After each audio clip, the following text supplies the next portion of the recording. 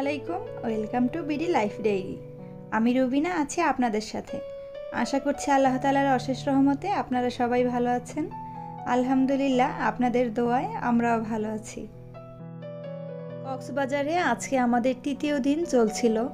তৃতীয় দিনের সম্পূর্ণটা দিন আমরা কিভাবে কি কাটিয়েছি সেটাই আপনাদের মাঝে তুলে ধরব।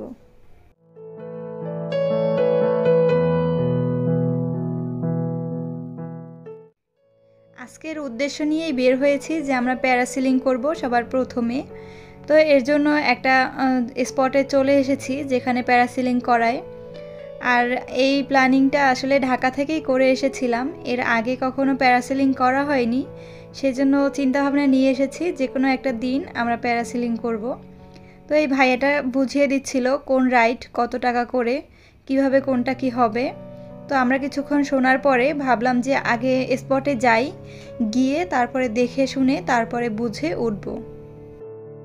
তার থেকে মোটামুটি বুঝে নিয়ে আমরা আমাদের গন্তব্যে রওনা দিলাম। এটা হচ্ছে একদম রোডের পাশে। যেহেতু বিচের পাড়ে প্যারাসেলিং হয় সেহেতু আমাদের একটু হেঁটে গিয়ে বিচের পাড়ে যেতে হবে।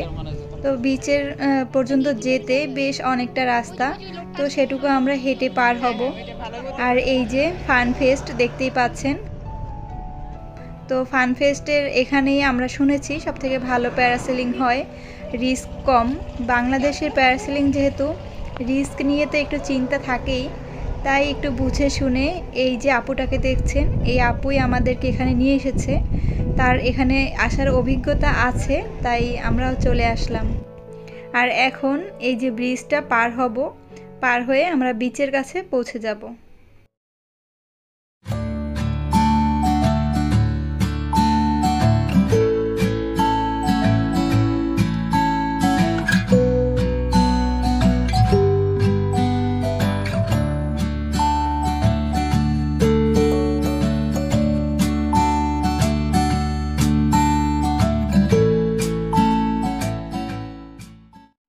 এই যে দুই পাশে ঝাউবন দেখতে পাচ্ছেন, এগুলো কিন্তু কৃত্রিমভাবে তৈরি করা। এগুলো হচ্ছে ছোট থেকে খুব সারিবদ্ধভাবে লাগিয়ে রাখে আর এরকম বনে পরিপূর্ণ হয়। তো দেখতে কিন্তু অনেক ভালো লাগে আর পরিপাটিও লাগে। তারপরে আবার বীজ কিন্তু এটাকে ভালো মেনটেন করে রাখে, ভেঙে যাওয়ার হাত থেকে কিন্তু অনেকটাই রক্ষা করে। তারপরে বন্যা আবহাওয়া থেকেও কিন্তু অনেকটা সেফ রাখে উপকূলীয় অঞ্চলগুলি।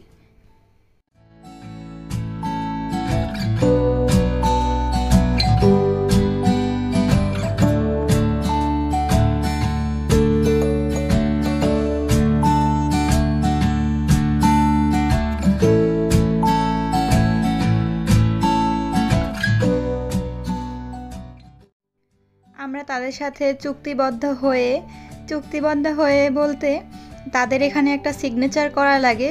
সেটা হচ্ছে গিয়ে প্যারাসেলিং করতে গিয়ে কারো যদি কোনো ক্ষতি হয়, কোনো দুর্ঘটনা হয়, সেক্ষেত্রে তারা কোনো দায় নিবে না। আমরা স্ব ইচ্ছায় এটা উঠেছি, জেনে শুনে, সেটাই আর কি প্রমাণ রাখার জন্য সিগনেচারটা করতে হয়। তো তারা সিগনেচার ছাড়া কোনোভাবেই কিন্তু উঠায় না।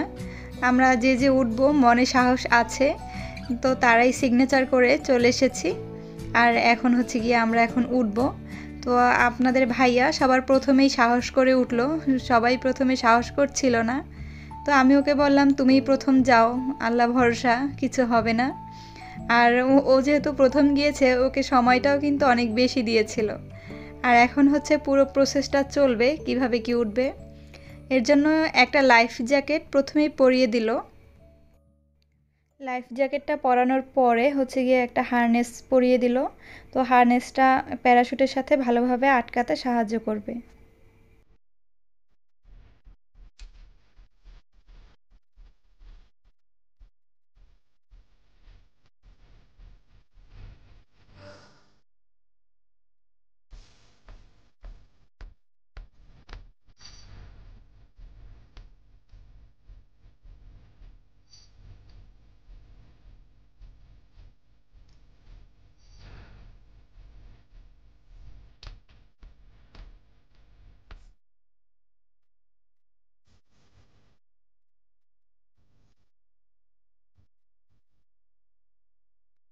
আপনাদের ভাইয়াকে প্রিপেয়ার করে নিয়েছে।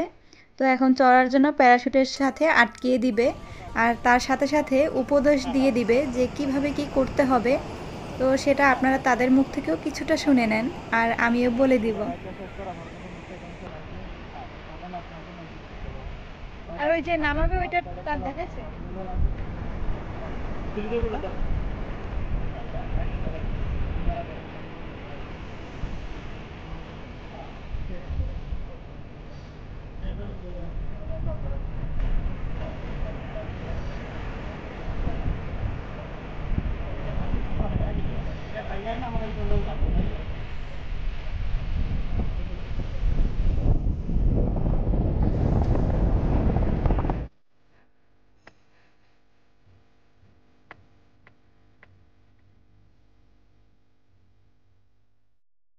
তো আপনাদের ভাইয়াকে ভালোভাবে বুঝিয়ে দিয়েছে। এখানে হচ্ছে গিয়ে একটা লাল রশির মতো কাপড়ের মতো বাঁধা থাকে। তো যখন আমরা আর কি ল্যান্ডিং করব তখন সেটাকে যখন বলবে তারা মাইকিং করে যে এখন আর কি টেনে ধরেন, তো তখন সেটাকে কাঁধের উপর পর্যন্ত টেনে আনতে হবে। তো নর্মালি সেটুকুই বোঝায়। আর এখানে 90% আর কি নিয়ন্ত্রণ তাদের হাতে থাকে আর 10% থাকে আমাদের হাতে। তো এটাই, বেশি একটা কঠিন না আর চড়তেও কোনো ভয় নেই। খুবই ভালো লাগে চড়তে, এক্সপিরিয়েন্স খুবই ভালো ছিল। এই যে আপনাদের ভাইয়া অনেক দূরে চলে গিয়েছে, ক্যামেরায় সেভাবে আসছিল না বলে আমি কিন্তু জুম করেও একটু এনেছিলাম।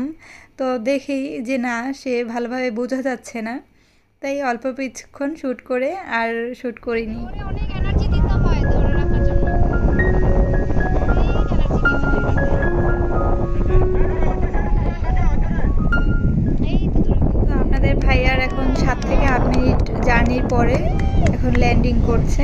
তো আলহামদুলিল্লাহ খুব সুন্দরভাবে ল্যান্ডিং করেছে। আর এক এক করে আমরা সবাই কিন্তু চড়েছিলাম। আর আমারটা শ্যুট করিনি, শ্যুট করেছি, তবে আমি ইউটিউবে দিব না, ওটা আমার নিজের কাছেই আছে। এখন কিন্তু সময় 12টা থেকে 1টা হবে। আমরা সকালবেলা একবার ফোন দিয়েছিলাম, তো তখন তারা বলেছিল যে না, এখনও স্টার্ট করেনি তারা, কারণ বাতাসটা অনুকূলে নেই তাদের। তো সেজন্য তারা বলল 12টা থেকে 1টার মধ্যে আসতে। আমরা সেই সময় করে 12টার পরে চলে এসেছি। আর এই যে প্যারাসেলিং শেষ করে আমরা এখন কক্সবাজারের যে মিনি বান্দরবন নামের যে জায়গাটা আছে, তো সেখানে লাঞ্চ করে তারপরে চলে এসেছি। খাওয়া দাওয়া শেষ করে আমরা কিন্তু নতুন একটা স্পটে চলে এসেছি। তো এই জায়গাটা একদম বান্দরবন যেভাবে পাহাড় ঘেরা থাকে ঠিক সেভাবে আছে বলেই মিনি বান্দরবন নামে কিন্তু জায়গাটার নামকরণ করেছে। তবে আসলে নামকরণ করাটা কিন্তু সার্থক, তাই না? আপনাদের কেমন লেগেছে অবশ্যই কমেন্টস করে জানাতে পারেন। আর সূর্যটা দেখেও বুঝতে পারছেন বিকেল হয়ে এসেছে। আর বিকেলের গোধূলি মাখা বিকেলবেলায় পাহাড়টা দেখতে কিন্তু অসাধারণ সুন্দর লাগছিল। তো আমরা বেশ খানিকটা সময় এখানে পার করেছি, সবাই সবার মতো করে একটু এনজয় করেছি, ছবি টবি তুলেছি। তারপরে আবার আমরা চলে এসেছি অন্য একটা জায়গায়। তো এই জায়গাটা আপনারা অনেকেই নাম শুনেছেন বা অনেকে এসেছেনও। এটা হচ্ছে মারমেড রিসোর্ট। তো আমরা মারমেড রেস্টুরেন্টে এসেছিলাম, রিসোর্টে তো আর উঠিনি আমরা, আমাদের মতো করে উঠেছি।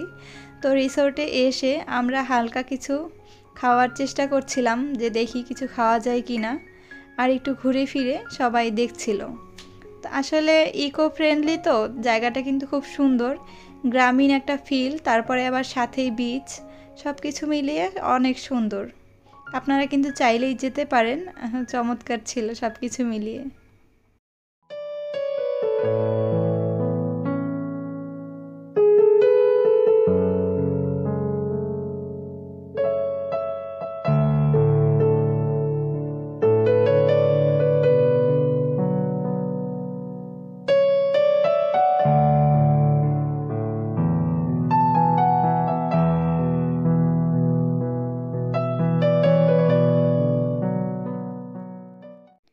আর মারমেড বিচে মারমেড থাকবে না তা তো আর হয় না, সেজন্য তারা কৃত্রিমভাবেই কিন্তু একটা মারমেড তৈরি করে রেখেছে। ভাস্কর্যটা দেখতে কিন্তু অনেক ভালো লেগেছিল, পরিবেশের সাথে মানিয়েছে।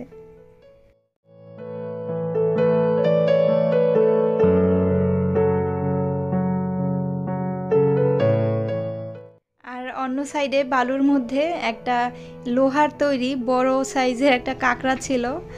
কাছে থেকে দেখতে বেশ ভালোই লেগেছিল, যেহেতু সন্ধে হয়ে গেছে সেভাবে ক্যামেরায় বোঝা যাচ্ছিল না।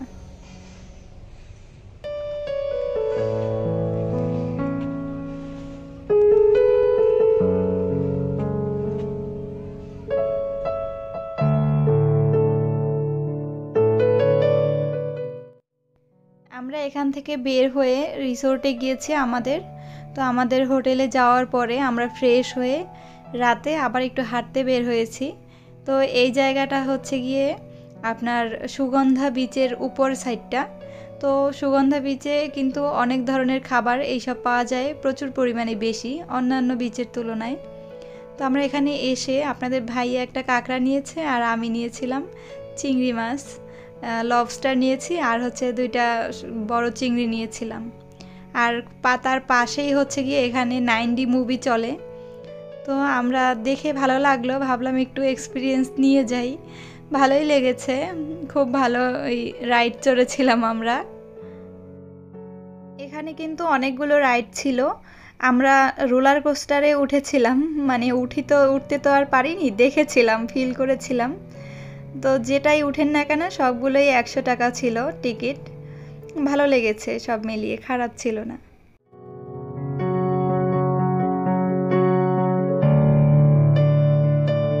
জানি না সব কিছু মিলিয়ে আপনাদের কেমন লাগলো। আপনাদের ভালো লাগা মন্দ লাগা আমাকে কিন্তু কমেন্টস করে জানাতে পারেন, আমি তাতে অনেক খুশি হব। আজকের মতো এখানেই বিদায় নিচ্ছি। সবাই ভালো থাকবেন, আমাদের জন্য দোয়া করবেন। আল্লাহ হাফেজ, আসসালামু আলাইকুম।